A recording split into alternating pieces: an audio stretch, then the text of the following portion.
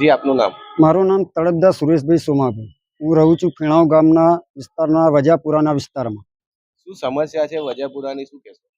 સાહેબ, ગંભીર સમસ્યા છે રસ્તા બાબતની. અમારે 30 વર્ષથી અમારો વસવાટ છે. ઘણી બધી રજૂઆતો કરી પણ અમારી રસ્તાની માંગ પૂરી થતી નથી. અમારા છોકરાઓનું ભણતર ખોરવાઈ ગયેલું છે. ચોમાસામાં દૂધ ભરવા જવાની સમસ્યા બહુ આકરી પડી છે.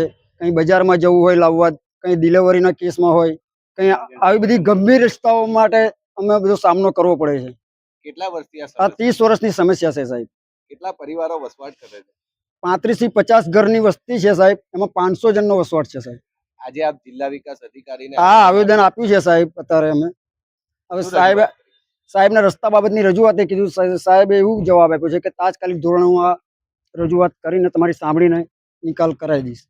આ રજૂઆતને આધીન આગળ શું કાર્યવાહી થવાની? સરકાર જે કરે સાહેબ, જલ્દી આનો ખુલાસો આપે અમને. મારું નામ અમિતભાઈ ગોવિંદભાઈ વાઘેલા છે. હું વજાપુરા વિસ્તારમાં રહું છું.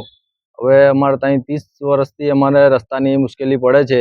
ચોમાસામાં પાણી ભરાઈ જાય છે. બહુ ઘણી બધી પરેશાની આવે છે. છોકરોને સ્કૂલે મૂકવા જવાની 10 દિવસ લગીને રજાઓ પડે છે. દૂધ ભરવા જવાની અમારે રજાઓ પડે છે.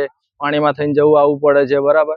પછી અમે અત્યારે અહીંયા એમાં આવ્યા છે, જિલ્લા અધિકારી એમાં આવ્યા છે. ત્યાં આગળ અમે આવેદનપત્ર આપ્યું છે. સાહેબે કીધું કે જલ્દી આનું નિરાકરણ લાવી દઈશું. પછી અમે અત્યારે સંજયસિંહ મહિડાકરને જવાના છે, ત્યાં બી અરજી આપી છે. એમને બી કીધું છે કે તમારું જલ્દી નિકાલ આવી જશે. આગળ તમારી માંગણી નહીં સંતોષાય તો શું કરશો? સાહેબ, અમારે ભૂખ હડતાલ પર બેસવું પડે છે સાહેબ. બરાબર. કેમ કે અમારી આજે 30 વર્ષથી કોઈ ઘણા બધા સરપંચ આવીને ગયા છે પણ કોઈ અમારો દેખભાળ કરતું નથી.